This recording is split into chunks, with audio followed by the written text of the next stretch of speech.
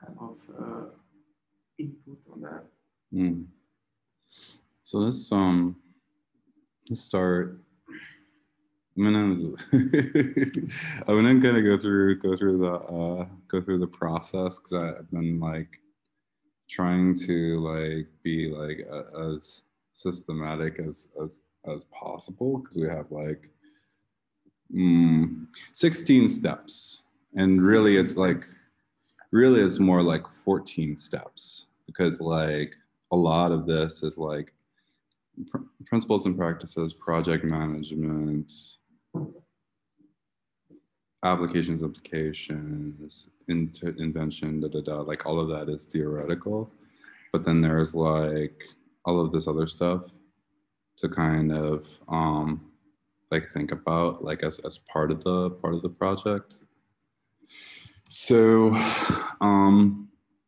what I was thinking about was for challenge 4, that, you know, we've definitely been thinking about.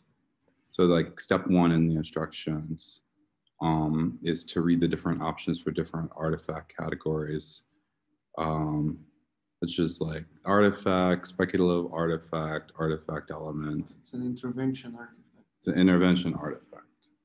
So we're doing we're doing an intervention artifact.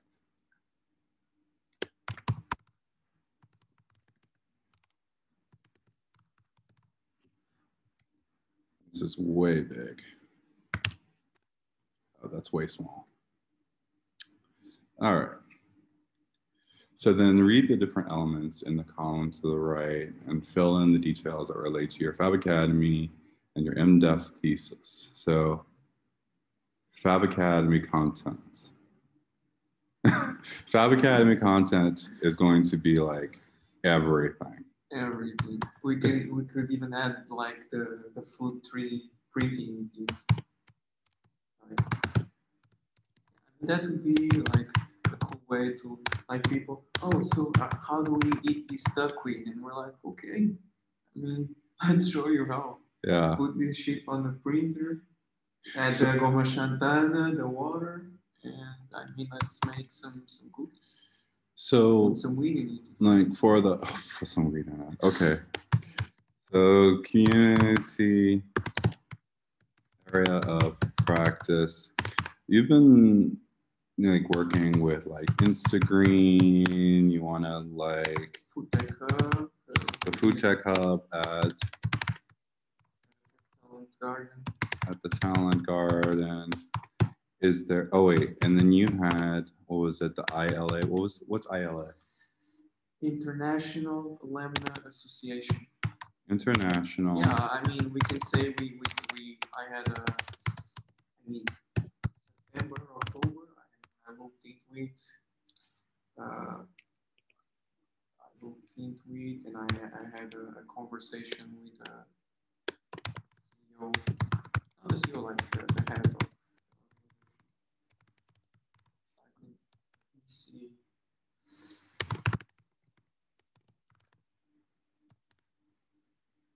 I'm just going to put down like a couple of the things that I've been working with, like my own organization, the North American Indian Center in Boston, the Red Nation, which is like, for my own stuff, like. Wait, I have a question. How do you think this kind of project could integrate in your own? Well, I think that's going to be part of the process, is finding like the connection.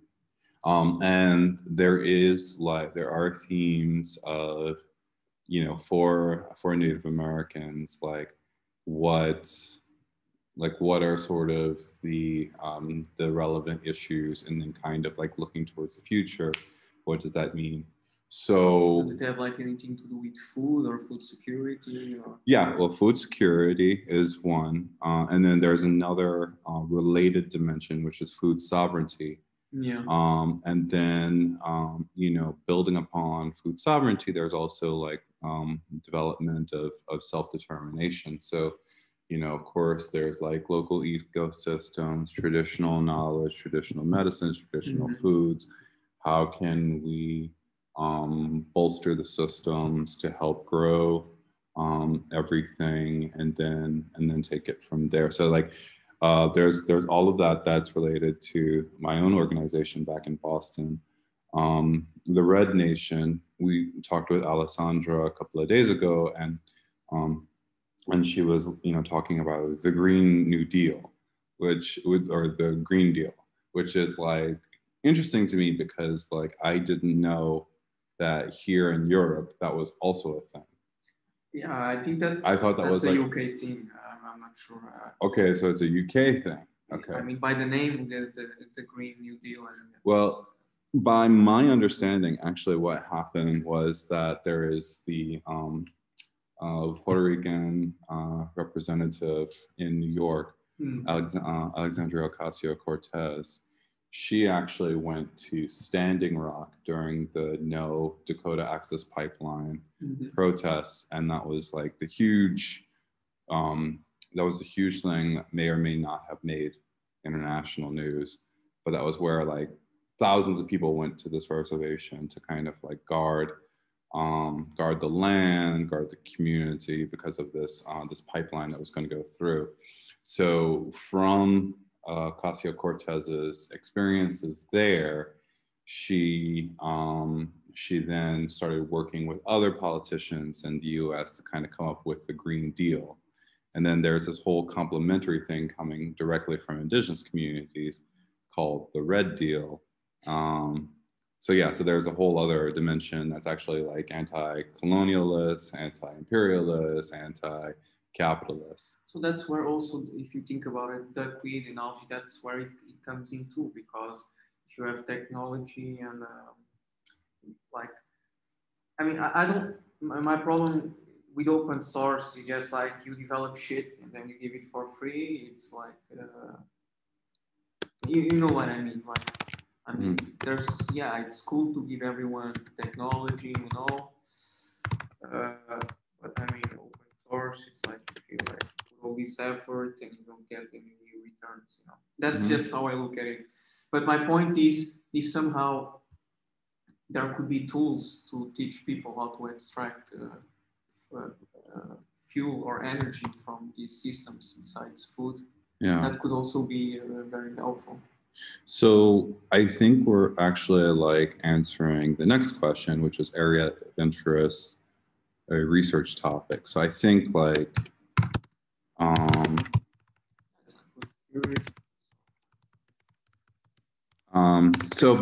but for your specific thing,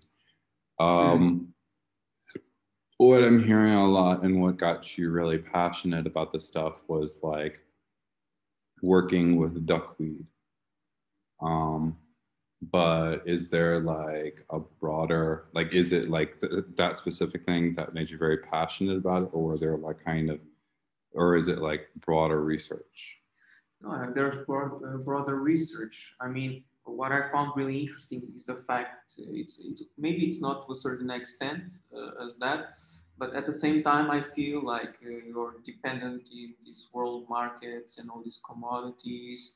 I mean, you don't know where your food comes from and everything. You have all these documentaries, conspiracy, everything is getting fucked up because just to produce fucking food, And I'm just thinking, I mean, what I was thinking, like, we should start as humans producing food and fuel, I mean, closer to where we live, and like people can come in and be part of the process and they can learn, we can use technology, like see, we have this pH, temperature, humidity, light, these things that you can kind of control, so we can start producing different things in like our cities and not be dependent on what happens on the other side of the world and don't be a part of the problems and the externalities. Like control basically the fate of the food system. They control. It also has to do with that somehow. Or like, we'll go to the supermarket and you have all these pizzas and like shitty foods, especially here in Barcelona. I mean, there's no where the the good stuff, the vegetables, the fruits, like fresh all around. I mean, I, don't, I hardly see it. It's also something that like pisses me off. Yeah, but it's like always. I would say when you have all of that, that's when you. And then the duckweed, it's like I told you, soy. You don't. It's like usually. I mean, it's like from Brazil, I mean, you have all those problems, and then to grow it. I mean, even if you grow it, think about it. If you grow soy to feed the country, I mean, you still would have the same monoculture, pesticides, insecticide. You would still have a shit ton of agricultural problems. It wouldn't like kind of solve a lot. So I was just thinking, wow, this thing called duckweed, I mean, perfectly grows, floats in water layers, and you can just have them, closed in a closed loop system in cities, constantly producing protein to feed people. And I mean, we have like a 3D printer, downstairs. We can make like food out of it. I mean, maybe you can make some vegan minced meat or whatever. I mean, the possibilities are like endless. Yeah, that's my. What about like this? How do you think it relates to like jobs, like imagining new jobs? Do you think that that's something that's kind of relevant? Yeah, because you could have young people work in it, like people like us who are like highly creative and innovative, but not only them, but you could integrate socially marginalized people. You don't need to have like it's even stupid like to try to hire all the top scientists and engineers.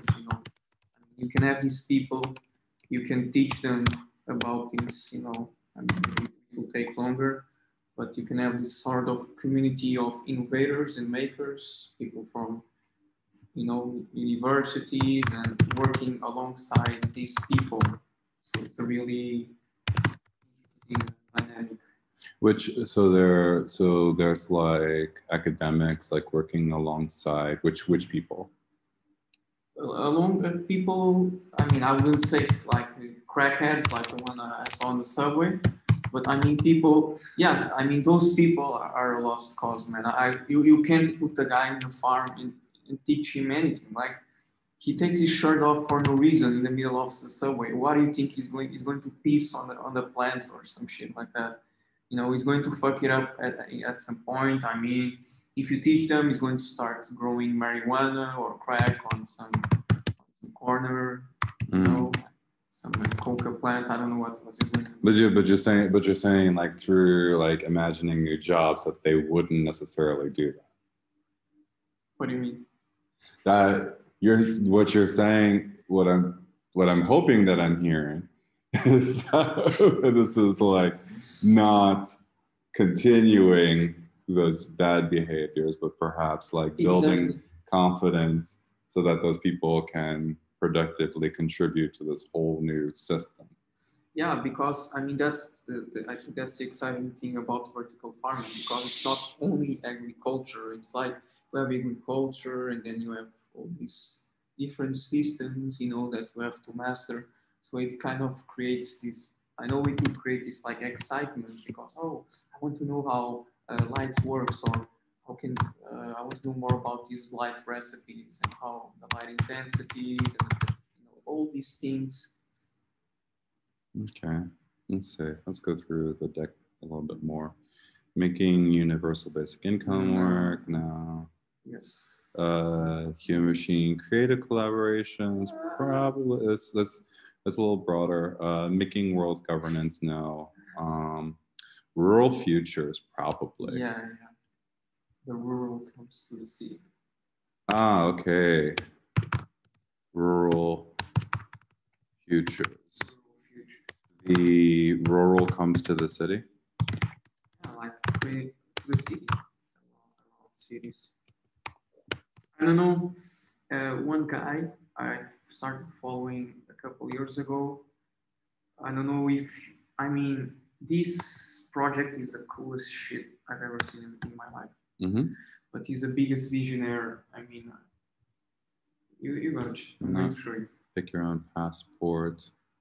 What about refugee tech? I don't know. I mean, I don't think it's okay. If it's like too much of a stretch, if you have to like, let's see, there's attention protection, dismantling filter bubbles. This is in surveillance capitalism, circular data economy. I mean, for myself, I would like to. Have you heard about this? This is in Florida. This guy Jack Fresco, I think he died already. I mean, he was like a multi-potentialized, architect, designer, engineer, that kind of guy. But he grew up like during the Great Depression, and it's like after he suffered through that as a kid, he decided to devote his life to this because he saw like how fucked up the capitalist system was. Venus Project. The genesis of a new world civilization based on human concern and environmental reclamation.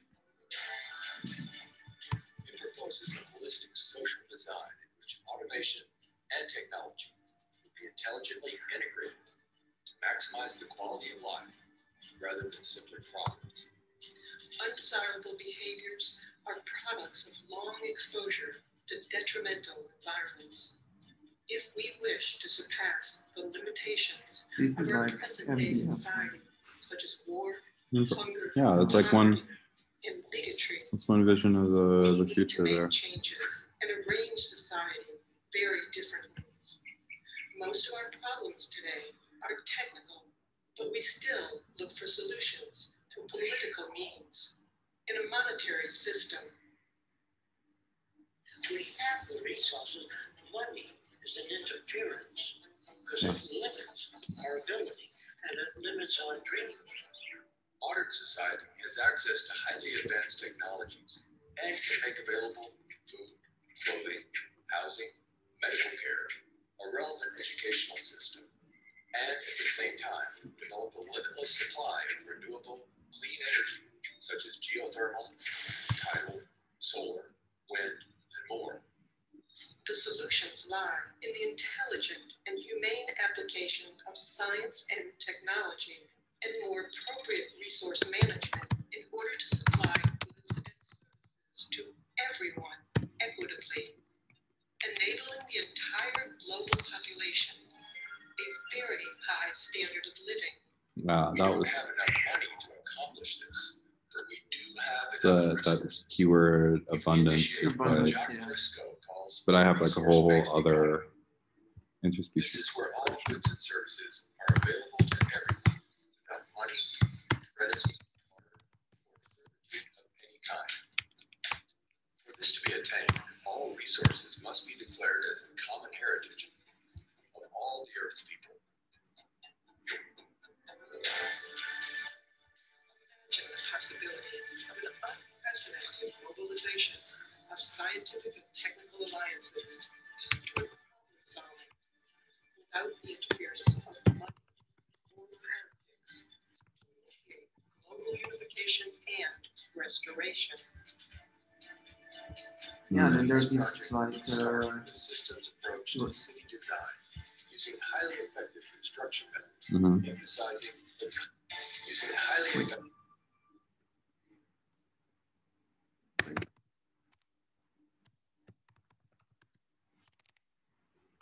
yeah, I mean, but do you see? It's like you have, yeah, it's like I told you. I mean, we have like this kind of ring, like different rings, but in this case, it's like, okay, we have like the different warehouses around the city, and then the rest of the land kind of can be converted to natural wild land again.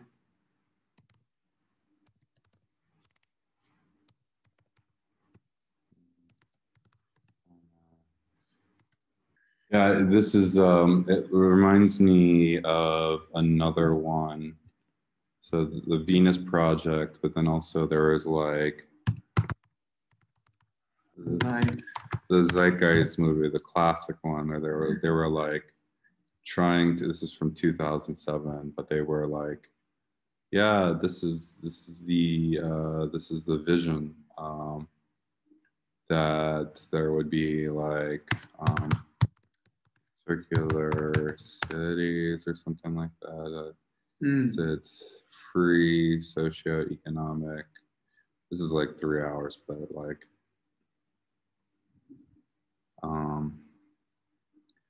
definitely talks about Yep. Tidal and wave power. To avoid intermittency and make sure a positive net energy return occurs, these mediums will operate in an integrated system, powering each other when needed, while storing excessive energy to large supercapacitors under the ground, so nothing can go to waste. And not only does the city power itself, particular structures will also power independently and generate electricity through photovoltaic yeah, this is the Venus Project. structural pressure transducers, the thermocouple effect, and other current but underutilized technologies.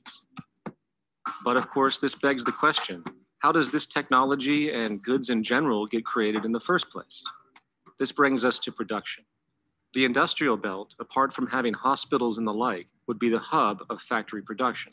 Completely localized overall, it would of course obtain raw materials by way of the global resource management system just discussed, with demand being generated by the population of the city itself. As far as the mechanics of production, we need to discuss a new, powerful phenomenon, which was sparked very recently in human history and is on pace to changing everything. It's called mechanization, or the automation of labor. Well, if you look around you, you'll notice that almost everything that we... technologies here. Well, I mean, you know, that's... Yeah, but there are some things about that inverting power dynamics, stewardship of biodiversity. Yeah, so like for Atlas of Weak Signals, imagining new jobs, rural futures, circular data economy, thinking about interspecies collaboration and futures that are not Western centric. So going back to like our previous thinking about how it reminds me of like what how the solar David power showed me yesterday. Yeah. Like the ecology system of that microgreen farms, that microgreen farm in Switzerland. Okay. I don't know if you... Well, I was just saying that this, I mean, it goes back to the non-Western centric is just kind of thinking about how there is solar power and renewable energy in these areas where a lot of political power isn't necessarily, a lot of political power and current financial power isn't necessarily concentrated. So like, how can we like invert, you know, and kind of bolster the economies here? How can we affirm systems of value based upon where like wind is or where solar is? Yeah, I mean, even Africa, like with a system like this, like Africa, they could have like huge mega farms, you know, employ local people and have centers. I mean, just with this sort of technology. If you think about it, like a plant factory, what you don't need that much water. You need some water, you can reuse it, But the rest is like, no, it's like the sun, the renewable energy to power the farm. Mm-hmm. I mean,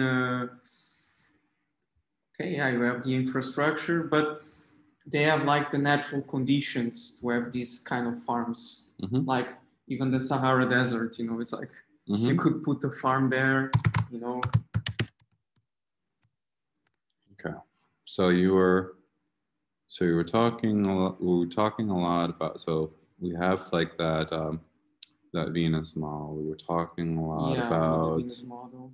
We're talking a lot about this one, like vertical farms, but like from pillars. Let's see if I can. Don't think I can. Going to just save this image. Actually, let me just do this.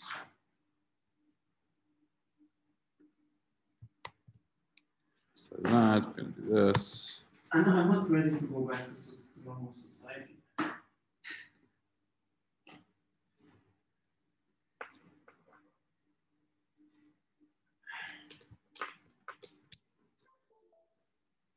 So this is what he was showing. You see? And you're also talking about the Mylar tents. That's more like the design part. Well, I think that there is like, we want to make sure that we don't get too far away from it, which is Mylar tents. So for example, okay, could you click this image? Just to use as a model.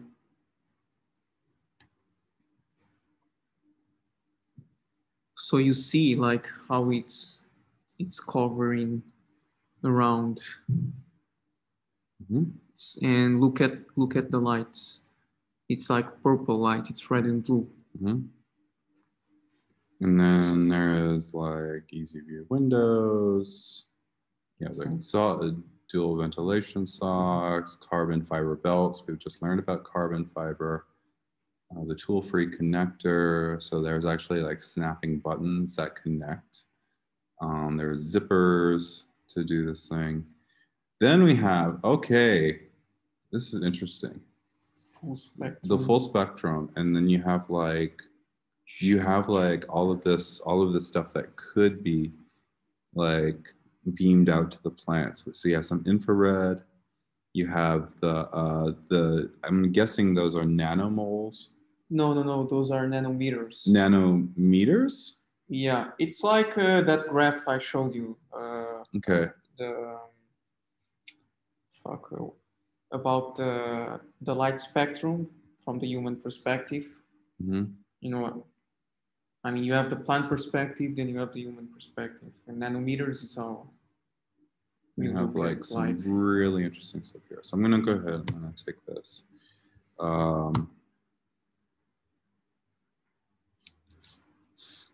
And then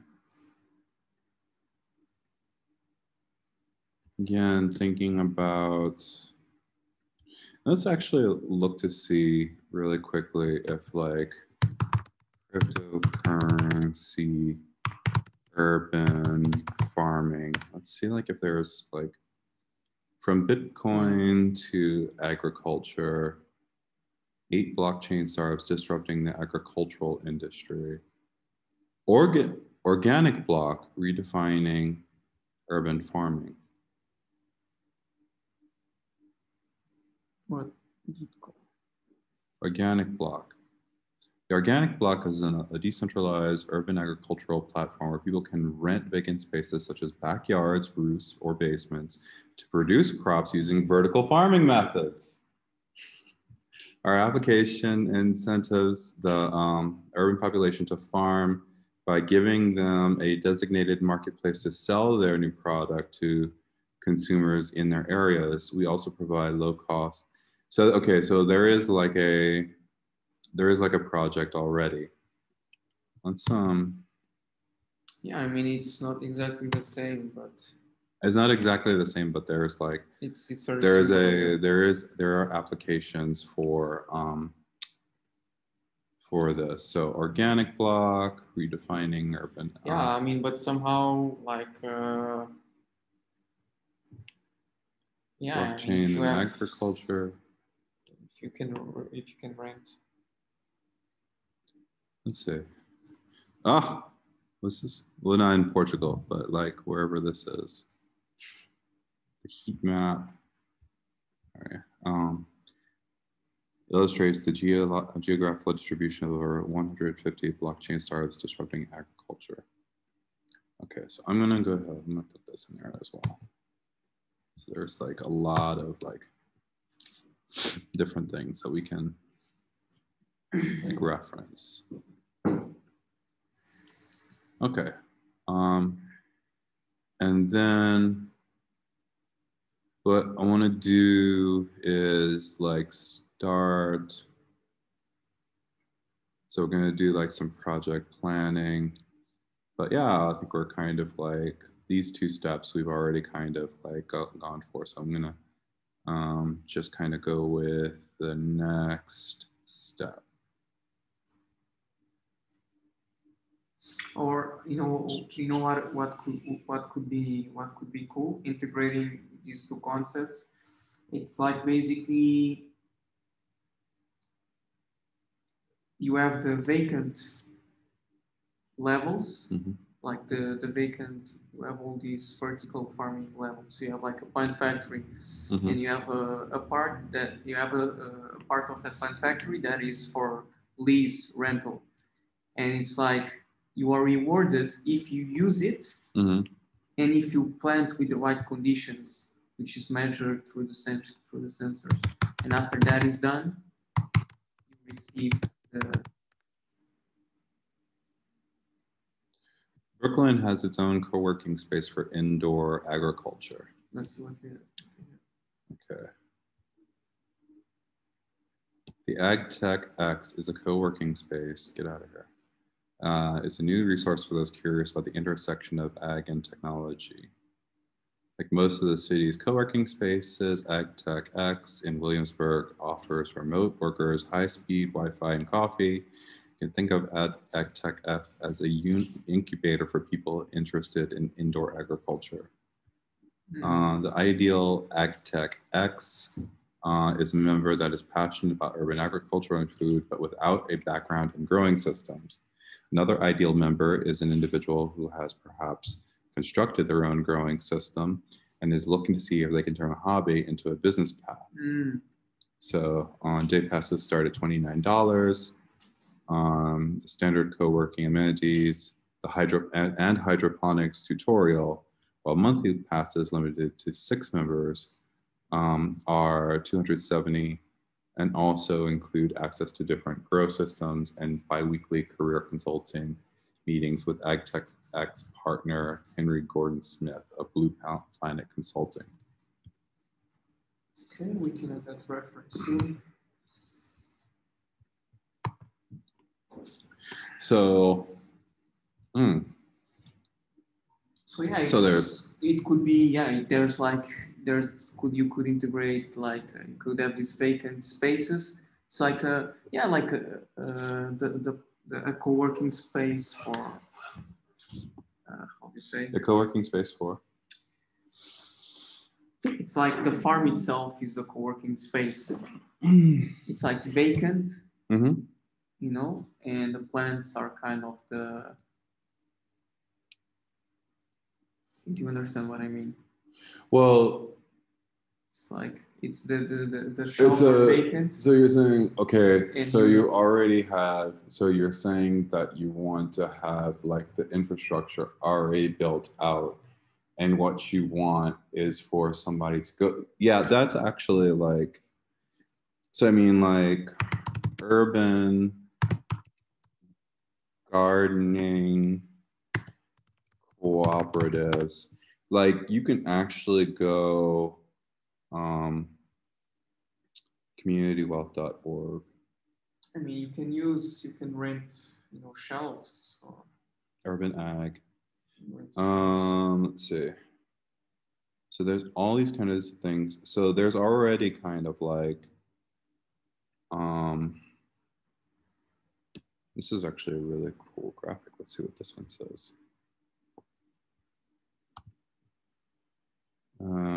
Open link in a new window.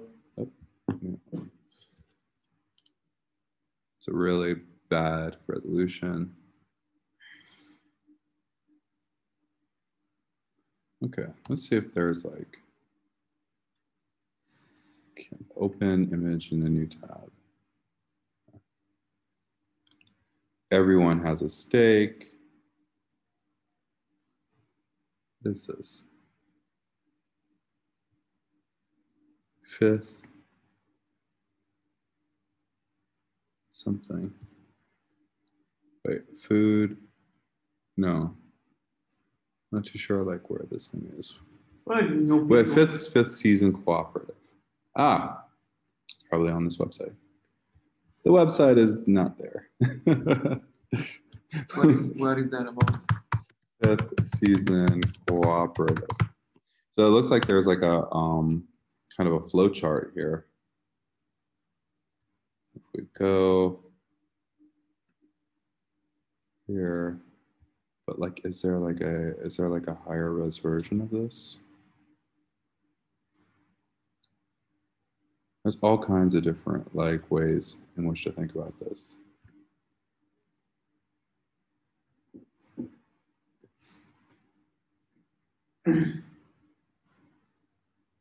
Food system stakeholders. Oh my God. So let's see. So I mean, there's like we're jumping into vampire territory, if you know what I mean. Okay, all right. Into K. What Yeah, what yeah. is No. Okay. Pattern there. No. Okay. Which reminds me, have you seen the video cows and cows? I'm going to show you right now. Okay. Well, you look up cows and cows. Yeah. So this is why that class is fucked up.